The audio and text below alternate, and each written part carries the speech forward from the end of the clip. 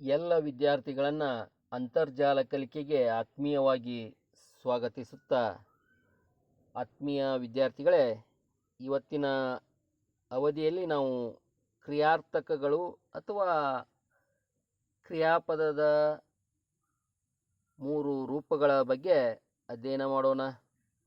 1 ವಿದ್ಯಾರ್ಥಕ ಕ್ರಿಯಾಪದಗಳು, 2 ನಿಷೇಧಾರ್ಥಕ ಕ್ರಿಯಾಪದಗಳು, 3 ಸಂಭವನಾರ್ಥಕ ಕ್ರಿಯಾಪದಗಳು.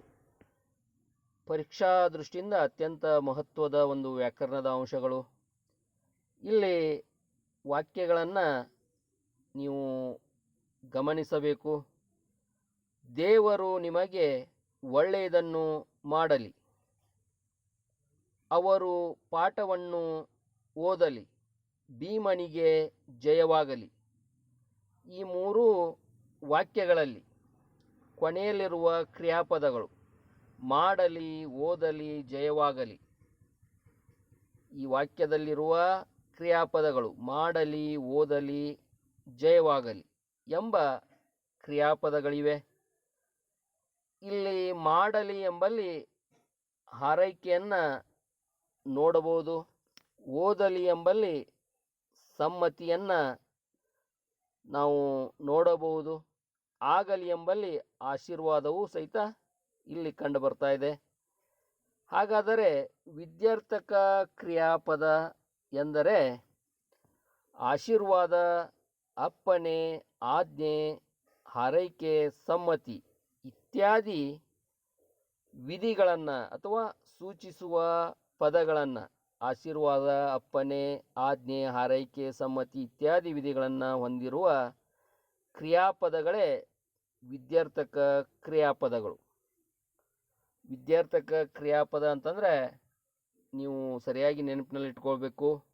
ಒಂದು ವಾಕ್ಯದಲ್ಲಿರುವ ಕ್ರಿಯಾಪದದಲ್ಲಿ ಆ ಕ್ರಿಯಾಪದ ಆಶೀರ್ವಾದ, ಅಪ್ಪಣೆ, ಆಜ್ಞೆ, ಹಾರೈಕೆಯನ್ನು ಸೂಚಿಸುವ ಪದಗಳಿಗೆ ನಾವು ವಿದ್ಯಾರ್ಥಕ ಕ್ರಿಯಾಪದಗಳೆಂದು ಕರಿತಾ ಇದ್ದೇವೆ. ಇಲ್ಲಿ ನೋಡ್ಬೋದು, ಮಾಡಲಿ, ಓದಲಿ, ಜಯವಾಗಲಿ. ಈ 3 ಕ್ರಿಯಾಪದಗಳಲ್ಲಿ ಒಂದು ಹಾರೈಕೆ, ಸಮ್ಮತಿ ಮತ್ತು ಆಶೀರ್ವಾದ ಇರುವುದನ್ನು ನೋಡಬಹುದು. ಇಂತಹ ಕ್ರಿಯಾಪದಗಳಿಗೆ ನಾವು ವಿದ್ಯಾರ್ಥಕ ಕ್ರಿಯಾಪದಗಳೆಂದು ಕರಿತಾ ಇದ್ದೇವೆ. ಇನ್ನು 2ನೇದು ನಿಷೇಧಾರ್ಥಕ ಕ್ರಿಯಾಪದಗಳು. ನಿಷೇಧಾರ್ಥಕ ಕ್ರಿಯಾಪದಗಳು ಅಂತಂದರೆ ನೆಗೆಟಿವ್ ಸೆಂಟೆನ್ಸ್. ಇಲ್ಲಿ ವಾಕ್ಯಗಳನ್ನು ಗಮನಿಸಿ.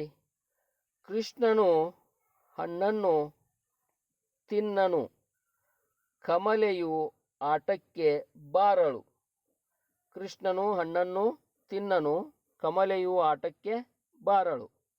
ಇಲ್ಲಿ ಈ 2 ವಾಕ್ಯದಲ್ಲಿ ತಿನ್ನನು ಎಂಬ ಕ್ರಿಯಾಪದ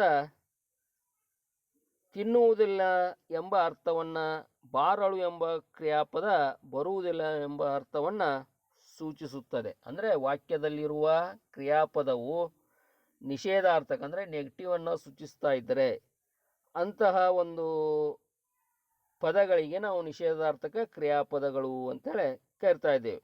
ಅಂದರೆ ಕ್ರಿಯೆ ನಡೆಯುವುದಿಲ್ಲ ಎಂಬ ಅರ್ಥವನ್ನು ಸೂಚಿಸುವ ಕ್ರಿಯಾಪದಗಳೇ ನಿಷೇಧಾರ್ಥಕ ಕ್ರಿಯಾಪದಗಳು. ಇನ್ನು 3ನೆಯ ಒಂದು ಕ್ರಿಯಾಪದ ಸಂಭವನಾರ್ಥಕ ಕ್ರಿಯಾಪದಗಳು. ಇಲ್ಲಿ ಕೊಟ್ಟಿರುವ ಉದಾಹರಣೆಗಳನ್ನು ಗಮನಿಸಿದಾಗ ನಮಗೆ ಇದರ ಅರ್ಥ ಆಗ್ತಾ ಇದೆ. ಅವರು ನಾಳೆ ಬಂದಾರು, ಚೆಂಡು ಮೇಲಕ್ಕೆ ಹೋದಿತು. ಈ ವಾಕ್ಯಗಳಲ್ಲಿ ಬಂದಾರು, ಹೋದಿತ್ತು ಈ ಕ್ರಿಯಾಪದಗಳು ಅಂದರೆ ಬಂದಾರು, ಹೋದಿತು ಎಂಬ ಕ್ರಿಯಾಪದಗಳು ಸಂಶಯ ಅಥವಾ ಊಹೆಯನ್ನು ಸೂಚಿಸ್ತಕ್ಕಂಥ ಕೆಲಸವನ್ನು ಮಾಡ್ತಾ ಇದ್ದಾವೆ. ಸಂಶಯ ಅಥವಾ ಊಹೆಯನ್ನು ಸೂಚಿಸ್ತಕ್ಕಂಥ ಕೆಲಸವನ್ನು ಇವುಗಳು ಮಾಡ್ತಾ ಇದ್ದಾವೆ. ಅಂದರೆ ಸಂಭವನಾರ್ಥಕ, ಸಂಭವ ಅಂದರೆ ನಡೆಯಬಹುದು, ನಡೆಯದೇ ಇರಬಹುದು. ಕ್ರಿಯೆ ನಡೆಯುವ ಬಗ್ಗೆ ಸಂಶಯ ಅಥವಾ ಊಹೆಯನ್ನು ವ್ಯಕ್ತಪಡಿಸುವ ಪದಗಳೇ ಸಂಭವನಾರ್ಥಕ ಕ್ರಿಯಾಪದಗಳು.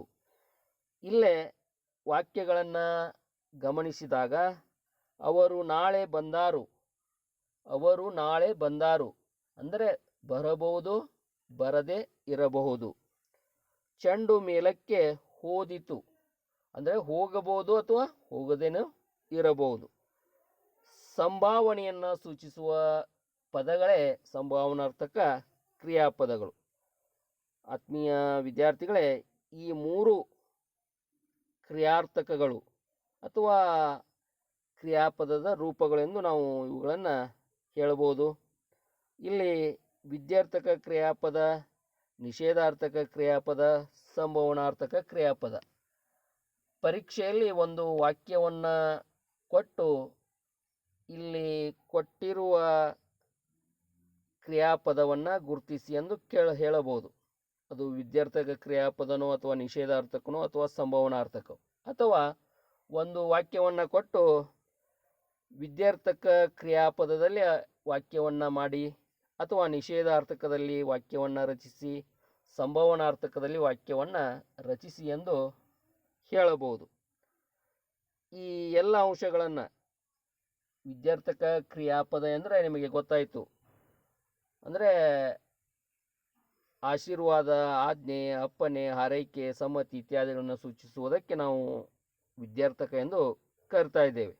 ಇನ್ನು ನಿಷೇಧಾರ್ಥಕ ಅಂದರೆ ನೆಗೆಟಿವ್, ಅಂದರೆ ಒಂದು ವಾಕ್ಯದಲ್ಲಿ ಕ್ರಿಯೆ ನಡೆಯುವುದನ್ನು ಅದು ನಡೆಯುವುದಿಲ್ಲ ಎಂಬ ಅರ್ಥವನ್ನು ಸೂಚಿಸುವ ಕ್ರಿಯಾಪದದ ಪದಗಳೇ ನಿಷೇಧಾರ್ಥಕ ಕ್ರಿಯಾಪದಗಳು. ಇನ್ನು ಸಂಭಾವನಾರ್ಥಕ ಅಂದರೆ ಕ್ರಿಯೆ ನಡೆಯುವ ಬಗ್ಗೆ ಸಂಶಯ ಅಥವಾ ಊಹೆ ಇದ್ದರೆ ಅದು ಸಂಭಾವನಾರ್ಥಕ ಕ್ರಿಯಾಪದ. ಈ ಮೂರು ಅಂಶಗಳನ್ನು ಸರಿಯಾದ ರೀತಿಯಲ್ಲಿ ಅಧ್ಯಯನ ಮಾಡಿರಿ. ಮುಂದಿನ ಅವಧಿಯಲ್ಲಿ ಮತ್ತೊಂದು ವ್ಯಾಕರಣದ ಅಂಶವನ್ನು ಅಧ್ಯಯನ ಮಾಡೋಣ. ಎಲ್ಲರಿಗೂ ಧನ್ಯವಾದಗಳು.